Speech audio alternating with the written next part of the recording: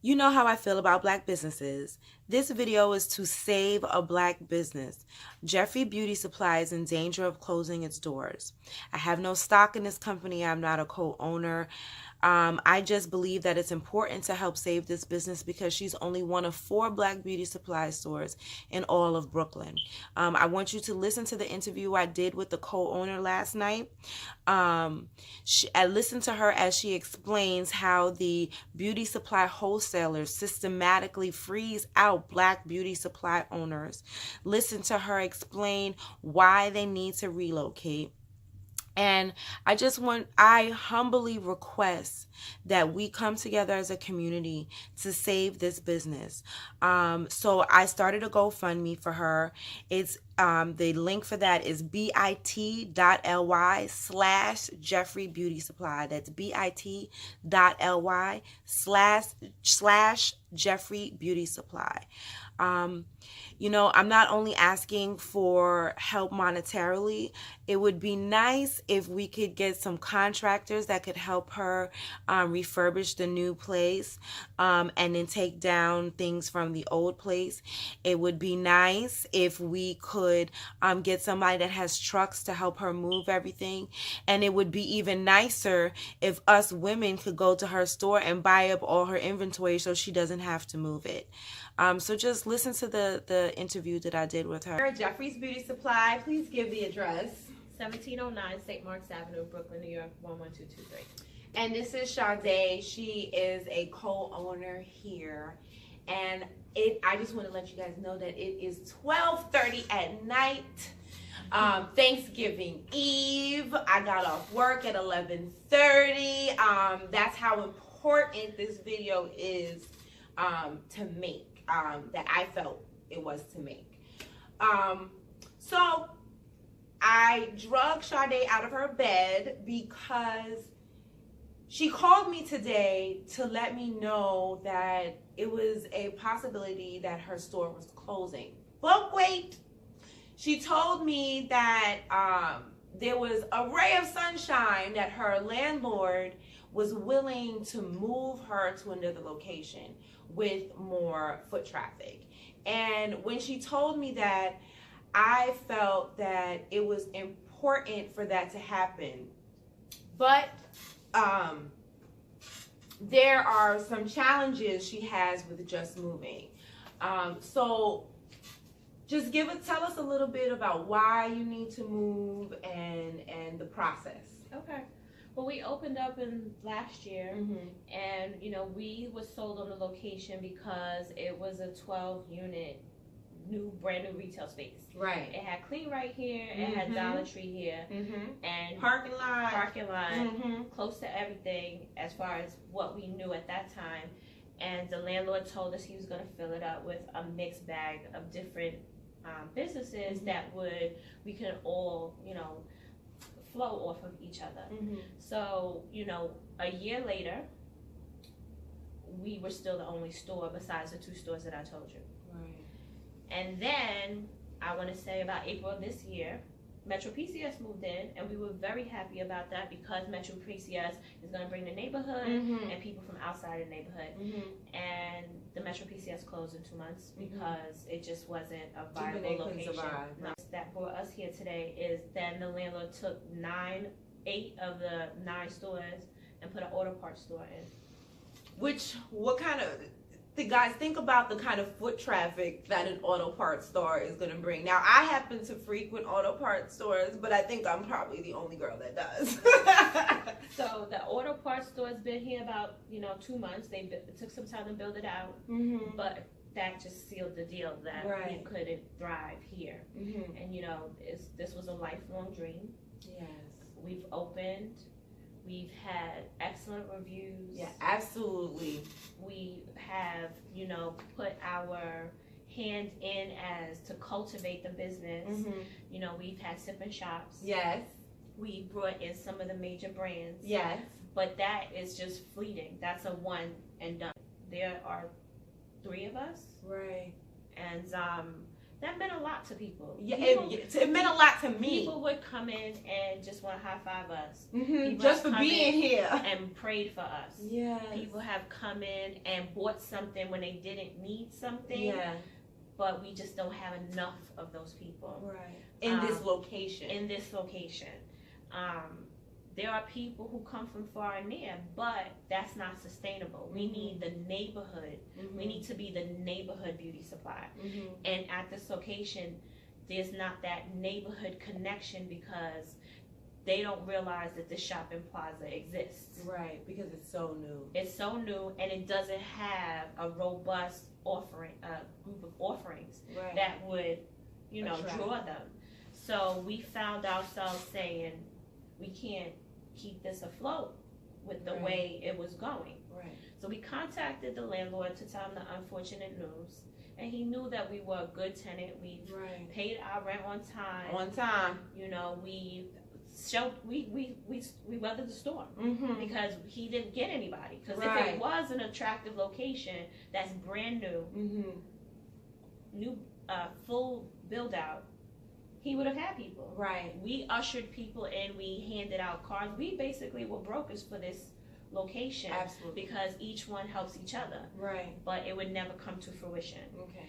And this location just didn't bear fruit for us. So we had opted to close the store. But he gave us the option to move to another location where he knows that there's more foot traffic. Right. When I heard that there was a chance for this business to continue and just move instead of completely closing its doors, she didn't want to do this. But I felt that it was important to get the community involved because I know you guys got to be tired of spending your money with people that don't even have your hair. I'm tired. That's why I came here. That's how we met in the first place. It's because I wanted to spend my money with someone who at least understood what I need. I could ask questions, who speaks English. Came here, I'm looking for a specific type of hair. I need a specific color of hair. I need a specific length of hair. I need it to be ombre. And so then she starts explaining to me why that's a little bit more difficult for her, aside from other businesses, other beauty supply stores. And so what they do is they price you out. So the major brands that are in the majority of beauty supplies, they do one or two things. First, they won't answer the phone. So the phone rings and rings. Then what they'll do is they'll tell you to send you an application, and you'll chase this phantom application that never comes. Okay. And then for the ones that do come, they'll tell you that your initial order has to be $40,000. Pause. $40,000 wholesale. Yes. Keep going. That's one brand. And a beauty supply can't carry one brand of hair. Oh, in one brand? That's just one brand. That'll just be one brand. I thought it was multiple brands. No. So you would have to buy one whole. Right. Okay. Right. And that, I didn't even know that. So that would be one brand. And then what they'll do if you say, okay, I'll pay the $40,000. Some of them are $30,000. They'll say, oh, you're too close to another beauty supply, which in New York, right, they're across the street from each other. Right. The traditional beauty supplies are across the street. Some of them are down the block. And they'll tell us that we're too close to a competing store, so they can't service our account. So once you get the money, you still can't do it because they'll say, oh, we have a rule 2 miles. They'll make it up as they go. Right. Because what can we say? Right. What can we do? Right. We just have to grin and bear it. Right. Then what we do is most of us, because, I do stay in contact with other beauty supplies in other states, we buy it from a third party. So it's already marked up. Right. From a wholesale price. So we're in essence typically almost paying retail. Right. And selling it retail. So we don't get those same margins. Right, because you're selling at the same price as the beauty supply stores because we're selling it at the same price because it's a standard. Right. Everybody knows how much Expressions here is. Right. Everybody knows how much Ultra is or Sensational or whatever. There's set prices. Right. So we can't exceed those prices, but yet we don't get the same margins because we don't get them direct from the distributor. So your profits are cut a GoFundMe is because she wants to be able to pay her employees, to continue to pay her employees on time. You know, she doesn't want to be one of those janky business owners where the employees' checks are bouncing and things like that. So never has happened. So she doesn't want to do that. So that's part of the reason. That's what part of the money is going to go, is to make sure her employees get paid because they're working. You know, so we want to help her to be able to move. I believe that it is important for us to have this store, and I also believe that it is rare to get an opportunity from the landlord to change locations. How many times I want to talk to my black business owners. Has this ever happened to you where a landlord is willing to give you another location, you know? And so we need to take advantage of this landlord's kindness and rally around this black business so we can keep it around, so she can continue to service us, okay? Her customer service is beyond anything that I've ever experienced in any beauty supply store. And that, for that alone, we should rally around her. You know, I hear a lot of you guys talk about that you don't like to patronize certain black businesses because, you know, we have attitudes, the prices are too high, and this. And here this sister is trying to keep her prices low. She's always greeting you with a smile, you know, and so are her employees. And so this is not something she wanted to do. This is something that I chose to do because I felt that it was important for her to stay in business, for us to help her with moving costs. She also has to still pay rent here while she's trying to move. And I'm also calling for help. If we can have some black contractors or black handymen, people that know how to take this stuff off the walls and put it back up in the new location, help her refurbish the new location.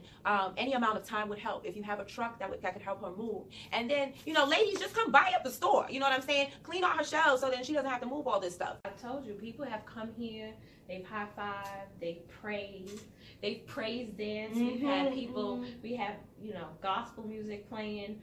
People have brought their children here just to meet us, to say, she's the owner of the store. Right. You know, she just doesn't work here. You know, my partner, he's a gentleman, he's the owner of the store. Right. The team, we're building them, we're teaching them business. And we would love to, you know, to continue. And I want you to continue. Thank you. Which is why I'm here at, it's about 1 o'clock in the morning about now. And which is why I'm at. And I got off work at like 11:30, and I just came straight here because I felt the importance. I wanted to, you know, let you guys know about the Black Friday deals and stuff like that.